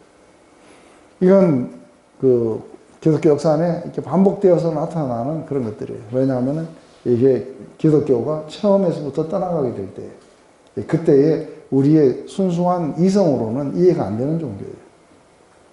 그러자 이제 이런 것들이 성행하고 판을 치고 이렇게 되는 거죠. 그러니까 이때 우리가 그리스도를 떠날 수 있는 굉장히 많은 그런 것들이 우리 안에 존재한다는 거 봐요. 그 모든 것들을 다 합쳐서 이제 주 예수보다 더 귀한 게 없다는 여기에 이제 계속해서 머물려고 한다면 이게 이제 우리가 어떻게 정결한 처녀로 그리스도에게 그렇게 할 수 있겠는가 하는 것은 그리스도에게 우리가 실수하고 넘어지고 하는 그런 이야기를 하는 게 아닌데 그리스도에게서 떠나가도록 만드는 그런 어떤 메시지들도 많고 그런 어떤 가르침들 이런 것들이 복음이 이렇게 변절되어 있는 그런 복음들. 그래서 사도 바울은 믿음 플러스 율법은 이건 뭐예요? 복음이 전혀 아니다. 그래서 이상한 복음. 그래서 그건 복음이 아니다. 그런 걸 전하는 자들은 저주가 있을 것이다. 하고 그렇게 이야기하는 이유가 뭐냐면 그렇게 가게 되면 우리 안에서 누구를 몰아내요? 예수 그리스도를 몰아내요. 은혜에서 떨어지고 그리스도에게서 끊어지도록 우리를 만들어가는 거예요. 그래서 우리는 그 그리스도 중심의 삶을 산다 하는 것은 이건 뭐냐면 그런 거 그리스도를 의존하는 데서 멀어지는 것을 전부 다 막아버리고 오직 이렇게 그리스도를 온전히 의존하는 이런 삶으로 우리가 지속적으로 가야 된다고 하는 이 믿음의 훈련인 거죠. 이때 이제 여호와께서 사사들을 세우사 노략자의 손에서 그들을 구원하게 하셨으나 그들은 사사에게도 순종하지 않고 오히려 다른 신들을 따라가 음행하며 그들에게 절하고 여호와의 명령에 순종하던 그들의 조상이 행하던 길에서 속히 치우쳐 떠났다. 그래서 여호와께서는 그들을 위하여 사사들을 세우실 때는 그 사사와 함께 하셨고 그 사사가 사는 날 동안에는 여호와께서 그들을 대적의 손에서 구원하셨으니 이는 그들이 대적에게 압박과 괴로움을 받아 슬피 부르짖음으로 여호와께서 뜻을 돌이켰습니다. 그래서 지금 이들이 회개했다 뭐 했다는 게 아니라 우리 애굽에서도 이들이 굉장히 괴로울 때에 하나님이 이렇게 찾아가신 거예요. 그래서 그들을 구원해 주셨듯이 오늘도 동일하게 이들이 그 대적의 손에서 굉장히 고통하고 있을 때 하나님은 사사를 일으키셔서 모세를 보내셨듯이 사사를 일으키셔서 이렇게 이들을 구원하셨다. 우리가 굉장히 심각한 상황 속에 있을 때 바로 우리의 왕이신 예수 그리스도를 보내셔서 우리를 거기서부터 아주 파워풀하게 구원하시는 것이겠죠. 근데 이렇게 하고 나면 다음 제너레이션이 또 그렇게 되는 거예요. 더 타락해서. 그래서 여호와께서 이스라엘에게 진노하여 이르시되 이 백성이 내가 그들의 조상에게 명령한 언약을 어기고 나의 목소리를 순종하지 아니하였습니다. 나도 여호수아가 죽을 때 남겨둔 이방 민족들을 다시는 그들 앞에서 하나도 쫓아내지 아니하리니 이는 이스라엘이 그들의 조상들의 지킴같이 나 여호와의 도를 지켜 행하나 하나하나 그들을 시험하려 함이라 하시니라. 여호와께서 그 이방의 모든 민족들을 머물러 두사 그들을 속히 쫓아내지 아니하였으며 여호수아의 손에 넘겨주지 않았더라. 결국은 이렇게 놔두신 것은 뭐냐면 이스라엘을 이렇게 테스트하기 위함이에요. 근데 이 과정들을 이렇게 거쳐갈 때 우리는 일반적으로 이걸 가게 될 때에 우리는 그 사도 바울은 그렇게 얘기해요. 너희가 믿음이 있는지 스스로 확정하라. 그렇지 않으면 버리운 자가 될 것이다. 근데 우리는 이렇게 자기를 이렇게 그렇게 성찰한다는 건 쉽지가 않아요. 내가 믿음으로 가고 있는 건지 아니면 내가 하나님이 아닌 다른 것을 의존하고 있는지 이게 명백하지 않기 때문에 우리가 속는 거예요. 명백하게 뭐 내가 부처를 섬긴다 이런 건 막 굉장히 명백한 거기 때문에 그거는 갈 사람이 없어요. 아니면은 뭐 모스크를 찾아가서 거기에서 뭐 절을 한다든지 아마 그건 안 할 거예요.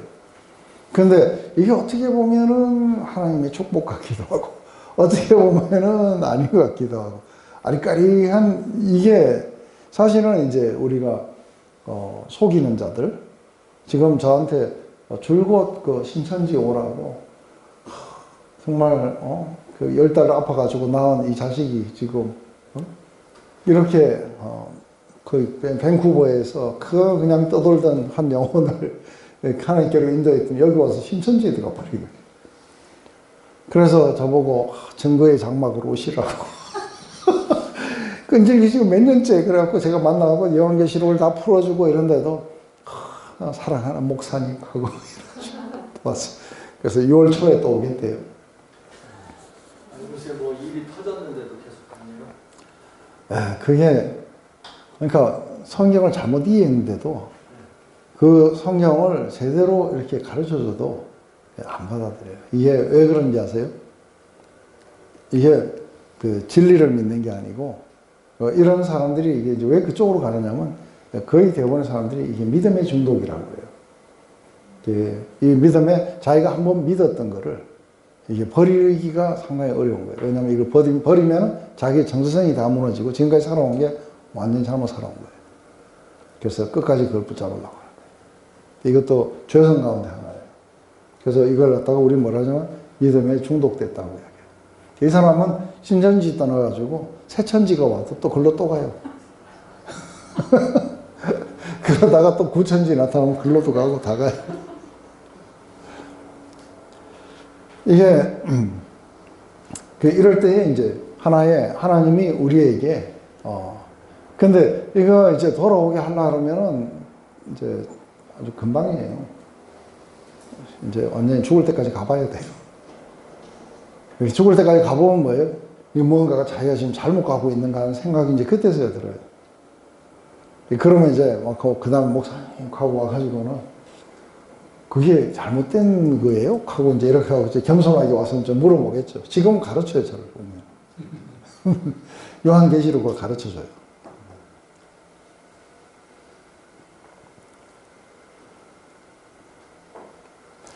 이렇게 가게 될 때 하나님이 그러니까 이제 우리가 한 가지 무섭다는 걸 이렇게 알아야 되는 거는 뭐냐면 만약에 정말로 하나님을 버리고 그런 걸 선택해 간다면은 이들이 가서 완전히 이렇게 굉장히 깊은 파괴를 경험할 때까지 하나님은 버려두신다고 하세요.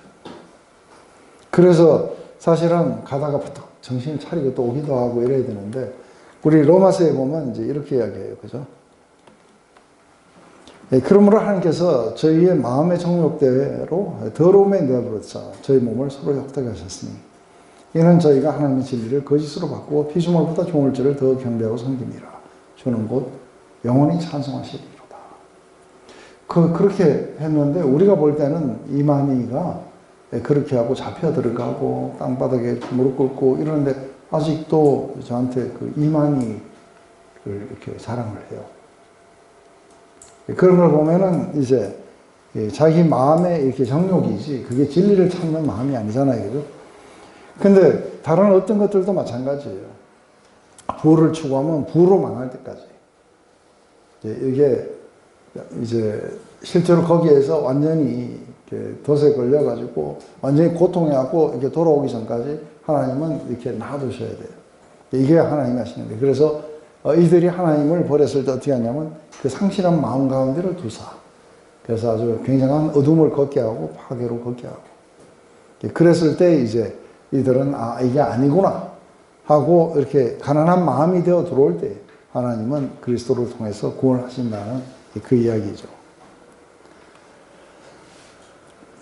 여호와께서 가나안의 모든 전쟁을 알지 못하는 이스라엘을 시험하려 하시며, 또 이스라엘 자손의 세대 중에 아직 전쟁을 알지 못하는 자들에게 그것을 가르쳐 알게 하려 하사 남겨둔 이방. 이렇게 이야기해요. 이게 두 가지예요. 하나는 이스라엘의 믿음을 이제 진정한 것인지 이렇게 테스트하는 거예요. 근데 이렇게 해가지고 이게 돌이키기엔 나지, 알곡과 가라지처럼, 예? 함께 자라도록 놔뒀고 마지막 추수 때 가려버리면 이거 망하는 거예요. 안 그래요? 그래도 조금 요만할 때에 그래도 이게 찔려가지고 돌아가는 게 낫지. 마지막에 이제 다 끝나갖고 양과 염소처럼 알곡과 가라지처럼 걷어가지고 교회 안에 심판이 바로 이런 거예요. 어떤 믿음이 진정한 믿음이었고, 그래서 난 교회를 나갔는데요 하고 이러는데, 교회를 나갔는데 그러면 전보라는 왜 갑니까 하고 이게 이제 알곡과 가라지의 이야기가 우리의 행위의 구원이 아니라 믿음의 이게 테스트인 거예요. 그죠? 하나님을 트러스트했는지. 근데 또 한 가지의 굉장히 하나님의 좋은 그 목적은 뭐냐면 전쟁을 알게 하기 위해서 어떻게 싸워야 되는지, 이런 대적에 이게 올 때마다 하나님을 어떻게 트러스트하고 싸워야 되는지. 그래서 우리는 무조건적으로 하나님 앞에 무릎을 꿇으면서 승리하는 거예요. 그래서 이걸 갖다가 우리가 흔히 아주 멋있는 말이죠. 패배를 통한 승리. 하나님 앞에 전부의 의지 없어서 손들고 옵니다. 하는 이 surrender, I surrender. 그래서 이 surrender를 통해서 우리가 어떻게 승리의 길로 갈 수 있는지, 이제 그 이야기들을 전쟁을 가르치시기 위해서 그런 거죠. 그래서 남겨두신 이 이방 민족들로 이스라엘을 시험하사 여호와께서 모세를 통하여 그들의 조상에 이르신 명령들을 순종하는지 알고자 하셨더라. 지금 이제 또 우리 사랑하는 후배 하나가 막 이렇게 하고 여러 가지 사건들 이런 재판들에 휘말려 가지고 이제 막 복잡해요. 머리가 복잡하고 골이 찌끈찌끈 아프고 온 몸이 이제 또 굽고 이러겠죠. 근데 그 전에 너 그렇게 하면 안 된다. 그거 다 너의 허영이고, 너의 그런 덫들이다. 그걸 붙잡으면 안 된다. 이랬을 때는 교만하니까 어떻게 돼요? 걱정하지 마라. 그런데 이제 드디어 대장 이제 어째야 되나? 네. 어떻게 하면 되는 거예요? 그렇죠. 서렌더 하라는 거예요. 그래서 네가 그 재판을 이기거나 사람들을 설득하려고 하거나 그렇게 하면은 너는 망하게 될 거다. 예. 그래서 이제 해야 되는 게 뭐냐? 그래서 아무도 없는데 혼자 가가지고 하나님께 부르짖고 네 안에 그런 모든 염려가 복잡하다는 그 전략들이 다 무너질 때까지 넌 기도해야 된다. 그래가지고 지금 일주일씩 몇 번을 갔다 왔어요. 그러더니만 이제 서서히 두려움들이 이렇게 사라져가는 걸 봐요. 두려움들이 사라져가고 그러면서 요즘에는 그게 잘 그렇게 뭐 자기를 하루 종일 괴롭히거나 그러지 않는다는 거죠. 그러면서 점점 이제 평화를 찾아가고 그러면서 이제 그럼 또 뭐 해야 되냐? 그러니까 하루 종일 이렇게 여호수아에게 뭐라고 말씀하시는데 전략 짜지 말고 하루 종일 하나님의 뜻이 무엇인지 그것에 네가 서렌다는 훈련을 해야 되는 거다. 말씀을 읽고 그리고 기도하고 그리고 하나님 앞에 완전히 무너질 때까지 지속적으로 네가 그걸 해봐라. 그러자 이제 지금 한 2달 그렇게 이끌어 오면서 지금은 상당히 이제 평화 속에 이렇게 와 있고 그리고 이 문제가 이제는 조그만하게 보인다는 거예요. 이제 점점 조그맣게 되어가지고 마침내 그 문제가 아무 문제가 아니게 될 거다. 그때 하나님이 너를 위해서 어떻게 싸우셨는지 네가 경험하게 될 거다. 이게 이제 리얼하게 자기 하나님인 거예요. 맞아요? 이런 것들이 없다면 리얼하게 하나님이 아닌 거예요. 인간들은 그 속에서 괴롭다고 막 소리치고 이럴 거예요. 이제 사사들의 이야기들은 아주 심플해요. 왜냐하면 이제 이들이 이런 족속들 가운데 거주하면서 그들의 딸들마다 아내로 삼으며 자기 딸들을 그들의 아들들에게 주고 그들의 신을 섬기게 됐더라. 그래서 바울과 아세라를 섬겼어요. 그러자 이제 메소포타미아에서도 왔어요. 그죠? 구산 리서다임의 손에 파셨고 그래서 이들이 이거를 갖다가 하나님께로 돌아오는데 8년 걸려요. 8년 동안 고통 속에 있으면서 8년 만에 마침내 하나님을 찾게 돼요. 그래서 이스라엘 자손이 여호와께 부르짖으며 여호와께서 이스라엘 자손을 위하여 한 구원자를 세워 그들을 구원하게 하시니 그는 곧 갈렙의 아우 그나스의 아들 온니엘이라 여호와의 영이 그에게 임하셨으므로 그가 이스라엘 사사가 되어 나가 싸울 때 여호와께서 메소포타미아 왕 구산 리서다임을 그의 손에 넘겨주며 온니엘의 손이 구산 리서다임을 이기니라. 여기서 보면 여호와의 영이 임했고 그를 임파워했어요. 그리고 하나님이 이 전쟁을 승리하게 해주심으로써 그가 승리했다 하고 심플하게 끝나요. 이렇게 하고 첫 번째 사사였던 온니엘은 이렇게 해서 메소포타미아 왕을 갖다가 물리치고 끝이 나게 돼요. 근데 보면은 이게 8년 만에 이렇게 해가지고 이게 장장 얼마간의 평화가 오냐면 40년간의 평화가 와요. 근데 이 40년이 지나면 거기다가 또 웬만한 사람 다 죽는단 말이에요. 죽고 나면 또 다음 세대가 와요. 그죠? 그러니까 다음 세대들은 또 어떻게 해야 되느냐. 그런데 나중에 이제 하나님 말씀하세요. 야, 너희들이 그렇게, 의지하던 바알은 어디 갔냐, 이런 거 올 때. 그 바알은 어디 가버리고 없냐. 그러면서, 지 스스로도 일어서지 못해가지고, 그래갖고 한번 넘어뜨리면은 지 스스로도 일을 못하는, 그거를 네가 믿고 지금까지 그렇게, 니를 구원할 거라고 생각했느냐. 하고, 이제 하나님 그렇게 말씀하시겠죠. 온니엘한테 여호와의 영이 임하는 게 그게 십자가 사건 이전에도 성령이 이렇게 왔다는 식으로 해석을 해야 될까요? 아니요. 그것은 성령께서 십자가 사건 이전에도 그러니까 나중에 보면은 뭐 진중에도 이게 하나님의 영이 임하셔갖고 사람들이 예언도 하고 그러니까 셀렉티브하게 와요.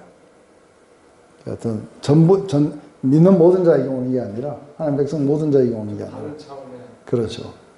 그때는 그러니까 뭔가 다른 차원에서부터 이제 하나님이 선택했던 사람들 이 사람들에게 그 영을 주시고 이렇게 하는 거죠.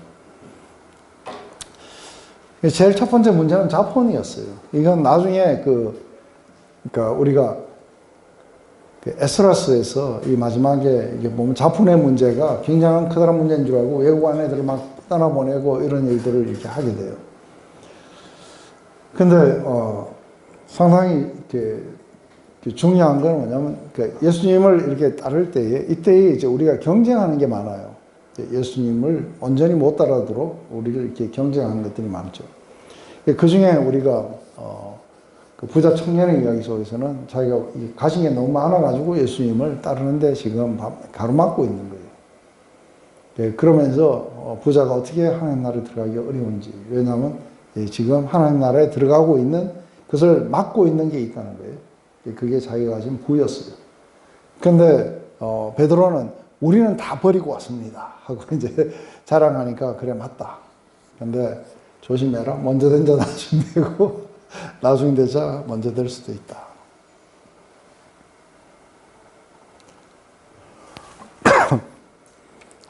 이제 두 번째 모압 왕 에글론이 강성해가지고 암몬과 아말렉 자손들을 모아가지고 와서 이스라엘을 친 거죠.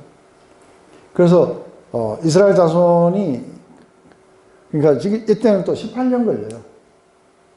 18년이 지나자 이제 굉장히 고통스럽고 그러자 이제 이스라엘 자손이 그 여호와께 부르짖으며 여호와께서 그들을 위하여 한 구원자를 세웠으니 그는 베냐민 사람 게라의 아들 왼손잡이 예후시라. 그래서 이 예후는 왼손잡이이기 때문에 오른쪽 바지에다가 속에다가 90cm가 되는 이 칼을 이렇게 숨겼어요. 그래서 사람들이 이렇게 주로 칼을 왼쪽에다 찰 거라고 생각했는데 이거는 이제 오른쪽 바지 속에다 넣어갖고 안 들켰다 그래요. 공물을 바치러 가가지고 에글론 왕에게 이렇게 갔어요. 에글론이 상당히 좀 약간 뚱뚱하고 좀 그랬던 것 같아요. 가가지고 공물을 다 바치고 난 뒤에 나왔다가 살짝이 이제 그 왕에게 찾아가갖고 우리 하나님이 이렇게 메시지가 있다. 이래가지고 그게 뭐냐 해갖고 단둘이 독대해가지고 칼을 빼가지고 이게 하나님의 메시지다 하고 에글론 왕을 이렇게 죽이고 도망을 가요.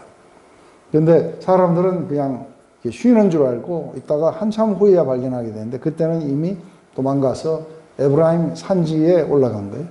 거기에서 나팔을 불어서 모든 백성들을 모아가지고 이걸 치기 시작한 거죠. 그래서 하나님이 이 모압을 이게 그 이스라엘의 손에 넘겨주시고 그리고 마침내 이 예후가 승리해서 싸워서 이겼어요. 그래서 이 예후로 말미암아 몇 년간 그 왔느냐 80년이에요. 80년. 예, 모든 사사 중에서 가장 긴 평화가 온 시기가 이때예요. 그래서 80년 동안 평온하였더라. 이게 이제 예후의 이야기고 그 후에 이제 아나스의 아들 이 삼갈이 블레셋하고 했는데 소모는 막대기로 600명을 죽였는데 이건 이제 삼손하고 좀 비슷해요. 근데 심플하게 그냥 그렇게 했다고만 나오는 거예요. 나머지 이야기들은 좀 더 길게 나와요. 이게 이제 첫 번째 초기에 그 이렇게 사사 3명, 온니엘, 예후, 그리고 삼갈, 이렇게. 그들은 하나님을 안 섬기면 다른 걸 섬기게 될 거예요. 그래서 하나님을 섬기든지, 아니면 다른 외국 왕을 섬기든지, 아니면 바알을 섬기든지, 돈을 섬기든지, 그렇게 하게 될 거예요. 근데 참 어려운 건 뭐냐면, 이런 고통이 왔을 때, 고통이 딱 시작되자마자 바로 좀 돌아오면은, 이게 상당히 좀 짧았을 텐데, 이게 좀 교활해야 돼요. 그죠? 교활해가지고 뭔가 일이 좀 잘못된 것 같다 싶으면 얼른 돌아가야 돼. 그런데 이 18년 동안 또 가는 이 미련 같은 것들을 보면은 거기서 그래도 자기가 한번 해볼 거라고. 그래서 결국은 이렇게 죄는 항상 이런 어떤 속박으로 우리를 데려가게 될 거라는 거죠. 그래서 우리가 이거를 보면서 이게 뭐라고 하느냐면 옛날에 우리 국토부 장관을 그 진산 우리 조은산이라는 사람이 이렇게 진상 소원 하는 글을 올렸는데 거기에서 국토부 장관에 우리 김현미 장관 대신에 그 붕어를 안 치라고 했어요. 왜 붕어를 안 치라고 그런 거예요? 그거 모르세요? 아저씨도 모르세요? 붕어를 왜 안 치라고 그러냐면 붕어가 어떤 걸 가지고 있냐면 이게 바늘이 탁 내려오면은 그거를 먹어갖고 이렇게 올라갔어요. 빼가지고 넣어놓고 또 하면 또 물어요. 그러냐면 방금 있었던 거를 금방 잊어버리고 또 해요. 이걸 갖다가 이제 붕어라고 그러는 거예요. 그래서 한번 실패했는데 또 똑같은 걸 해가지고 또 실패하고 또 실패하고 그러니까 차라리 붕어가 낫지 않느냐 하고 이제 이렇게 해갖고 이거 했던 것처럼 여기 보면은 이스라엘이 우리가 이렇게 보면은 이거예요. 한번 이렇게 해보고 처음에는 좀 길게 고통할 수 있어요. 그죠? 한 몇 년을 갖다 막 하다가 드디어 발견하고 하나님께 돌아올 수 있어요. 근데 두 번째 이렇게 했을 때에도 그렇게 오래 갈 필요가 없어요. 안 그래요? 한번 해봤기 때문에 가다가 하고 돌아오면은 이게 이제 조금 더 쉬울 텐데, 그런데 또 이게 갈수록 또 더 길어요. 8년이 18년으로 가게 되고 막 이러면서, 그래서 완전히 죽을 고통에까지 가야. 그래서 우리 찬양도 그런 거 있어요. 죽음과 같은 고통에서 주를 보게 하셨네. 그러면서 용서받을 수 없는 이 죄인 사랑하셨으니 저항할 수 없는 은혜로 나를 좀 데려가 달라고. 이게 사탄이 어떤 미끼를 던지면 금방금방 물어요. 그렇게 물어가지고 또 가고 하다가 아닌가 봐 하고 또 돌아오고 또 물고 또 들고 계속해서 우리의 믿음 생활이 적어도 이게 붕어 같으면 안 되는 거예요. 탁 하다가 이거 아니구나 하고 그러면서 빨리빨리 돌아와서 그렇게 하나님께로 이렇게 돌아오게 되는, 이게 굉장히 중요한 거겠죠. 삼가을의 이야기는 별로 이렇게 길게 안 나오는데 왜 여기다가 꼭 적어놨는지, 그래도 한때 이게 사사였기 때문에 여기에다가 아주 간략간략하게 해가지고 뭐 이름도 제대로 모르는 그런 사사들도 상당히 많이 있는 것 같아요. 우리 오늘은 여기까지 이렇게 해서 이제 사사기의 전체적인 그런 흐름들이 어떻게 될 것이며 또 계속해서 반복되는 이야기는 뭐며, 그것이 오늘 이 세 명의 그런 사사들의 이야기, 그 이야기들은 아주 심플하고 간단해요. 그렇지만 그 앞에 왜 이런 것들이 계속해서 있는지에 대해서 이렇게 이야기가 분명히 하나님이 책에서 설명하는데도 불구하고 사람들은 잘 안 믿고, 그러면서 저렇게 어리석을까 하고 이러는데 각 세대가 싸우는 법을 배우게 되고 하나님 트러스트하는 법을 배우게 되고, 그리고 우리의 믿음이 진정한 것인 것을 시험하기 위해서 우리가 성령의 처음 익은 열매인 우리들에게도 여전히 이런 고난이 있다고 이야기했어요. 그렇지만 하나님은 이 모든 것들을 사용하셔서 우리의 어떤 성품을 키우고 하나님을 온전히 트러스트하는 데까지 갔어. 그래서 결국은 우리가 싸우는 무기가 뭐예요? 이제 영적 전쟁에서 굉장히 중요한 것. 우리가 하나님을 트러스트한다는 게 어떤 거예요? 많은 사람들은 이게 그래도 그나마 기도하고 뭐 이런 거는 중요해요. 근데 사람이 기도만 해요. 근데 이들은 무기를 잘 쓸지를 모르는 거예요. 우리에게 주어진 이 무기가 뭐예요? 네, 믿음인데 믿음의 그 내용이 뭐냐는 거예요. 이게 우리 에베소서 6장에 가면은 영적 전쟁이 나와요. 그죠? 하나님의 전신갑주는 뭐냐면 우리가 구원받은 자라는 거. 그리고 우리가 믿음으로 의롭게 됐다는 자라는 것. 그리고 우리가 사랑받은 존재라는 것. 이런 모든 것들인데 이게 로마서 8장에서는 이 전신갑주 이야기보다는 훨씬 더 강하게 나와요. 그래서 뭐냐면 우리가 선택받은 자들이에요. 하나님이 우리를 택하셨고 하나님이 우리를 이렇게 정하신 거예요. 그러니까 하나님이 택하시고 정하셨는데 누가 송사하고 누가 우리를 건드릴 수 있겠느냐. 그리고 또 한 가지 뭐예요? 그리스도께서 우리를 위해서 죽으셨는데 누가 우리를 정죄할 수 있겠느냐. 이 모든 것들은 하나님의 결정이었고 그리고 하나님이 우리를 사랑하신 결정이었다. 그래서 그 하나님이 아들까지 보내주셨는데 이제 너희들의 앞으로 살아가는 모든 삶 속에서 은혜를 베푸시지 않겠느냐. 그래서 그 아들과 함께 모든 것들을 너희들에게 선물로 주시지 않겠느냐. 그래서 이런 어떤 여러 가지 어려움들이 오고 이럴 때에 그때 우리가 하나님이 우리를 사랑하신다는 것. 예수 그리스도의 십자가에서 우리를 얼마나 사랑하셨는지 이 사랑하신 분이 내가 이런 조그마한 마이너에서 우리를 갖다 구원해 주지 않겠느냐. 이게 믿음의 무기예요. 그랬을 때 이것을 갖다가 우리가 마음속에 가지게 되는 것을 우리가 구원에 투고 이거 확 해갖고서는 원수가 우리를 갖다 공격하면서 하나님이 너를 버리셨다면 믿음의 방패로 확 막아야 되고, 그죠?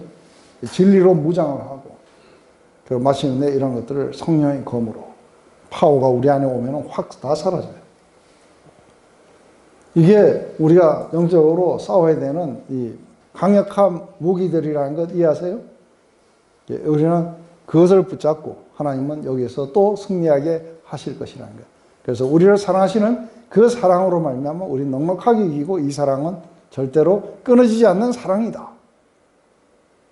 이 확신에 이르게 되면 승리하는 거예요. 그러면 이제 우리의 일어났던 모든 일들을 다르게 봐요. 그리고 마침내 이기게 될 거예요. 아멘? 기도할게요. 하나님, 오늘 이렇게 또 사사기와 함께 이렇게 시작했습니다. 하나님, 우리들의 이야기, 이것이 계속해서 먼 옛날 버전으로 우리가 이걸 보고 있습니다. 왜 우리 삶에는 아직도 정복되지 않은 영역이 있는지, 왜 우리는 완전한 하나님 나라의 그 평화를 누리지 못하는 것인지, 우리는 이미 누렸지만 아직도 우리가 가야 될 길이 있다는 것, 또 이 싸움에서의 우리의 무기는 무엇이며, 또 우리는 어떻게 승리해 나갈 것인지, 이러한 것들이 우리 삶 속에 구체적으로 다가와서 우리 안에 하나님의 파워가 우리를 온전하게 이기도록 그렇게 역사해 주시옵소서. 예수님의 이름으로 기도드렸습니다.